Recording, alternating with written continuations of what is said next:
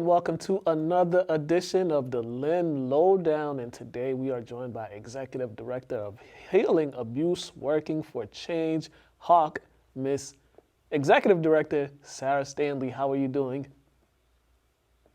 I'm great. How are you? I am great. We're glad to have you on to talk about the event that you all have coming up beginning this weekend. It is the Walk for HAWC, which is this Saturday.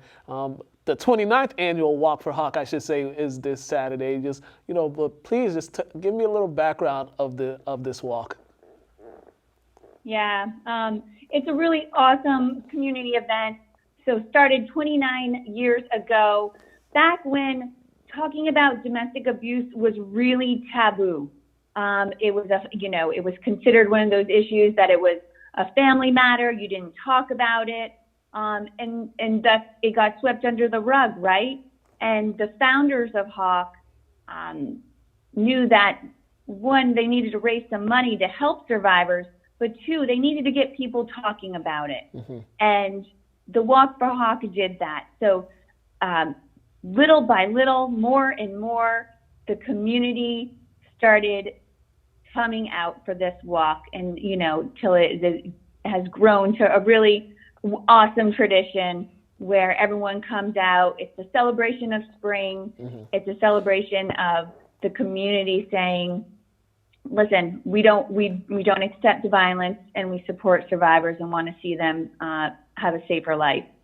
And walks like this are so important, especially with the cause of domestic violence, because there's so many people that are in relationships that are being abused, and they feel trapped. They leave, they come back. It's kind of like a ever-ending cycle until something tragic happens, or they finally put their foot down and just say enough is enough. So walks like this, it helps people understand that there's people out there to help, to talk to you if you need to talk to, just to let you know everything's going to be okay. So I think that's why one of these things are so important. Yeah, absolutely. Because we know, HAWC's here for people. We have 3 offices on the North Shore, one in Lynn, one in Salem, and one in Gloucester. But we know people usually go to their friends and family too. And if you know that your friends and family are ready to hold that and help you, that's going to give you a lot more confidence to make the changes that are so hard to make. So the community showing their support means the world. Can you talk about some of the funds that are raised during this walk? Can you just talk about where they go to? Yeah, so you can register for the walk by going to HAWC's website, hawcdv.org, and you'll see there's a big banner that says register for the Walk for HAWC. The registration process is really simple, and you can register to walk on your own. You can create a team, which is really fun. And one thing, or you can just donate. If you're like, I'm going to get my exercise some other way, you can just do a donation. And this year is the second year that we've had to hold the walk virtually. Mm-hmm. We're not quite there with gathering in large crowds yet. So the walk will be virtual, which means that you can walk anytime between May 8th and May 23rd, which is super convenient. We're encouraging folks, Mother's Day is on the 9th. That's a nice opportunity to get together maybe with special people in your life, but you can do it at your convenience anytime you want in the next 2 weeks. Yeah, I know. I was looking at that, going from May 8th to May 23rd. So, people have this whole time frame just to get out, get some exercises. And when you all first went virtual with it last year, what was some of the concerns that you all had for going virtual? And then after it was done, what was the feeling afterwards when the first virtual one was completed? Yeah, last year, obviously, there was so much going on, and we were kind of just shocked and had to make that change really because the public health crisis was so severe. A lot of the fundraising had been done at that point. So we came out all right, but, what we found is, one, really concerned that we raise the money that we need to continue our services. But two, that we really missed getting together in person with folks. And, we're hoping for the 30th annual Walk for HAWC next year we'll all be together. But there are some benefits to the virtual event, and that's namely that you can, it allows people from all over the place to participate. We've had friends in other states who are like, hey, I'm going to do my Walk for HAWC. I live out of state, but I'm going to do my Walk for HAWC because it is a virtual event. So there's certainly some upsides to it, the flexibility, but we'll be certainly looking forward to when we can all gather together, hopefully next year. Yeah, definitely, because it's nothing like everyone being all in one place. Just seeing all the different people that are participating in the walk is kind of cool, and also it's also would be a great networking event just for folks who are active and who are runners or who get their fitness on like that. That'll be a great networking tactic as well. Also, let them know how much this costs, the registration.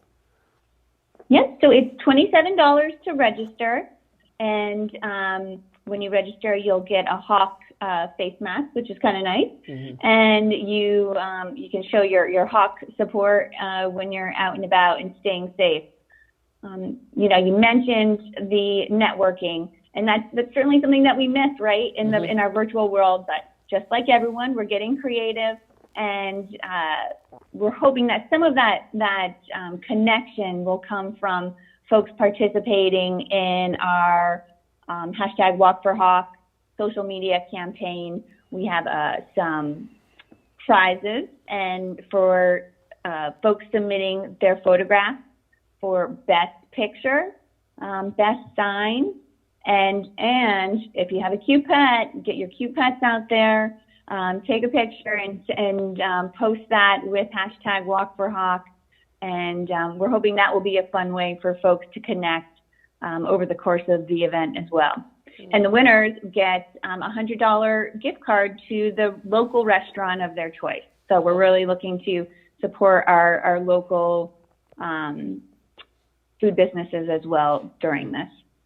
And what after this walk, what are some other things that HAWC has planned for this summer? What are some other things that you all are working on for the summer?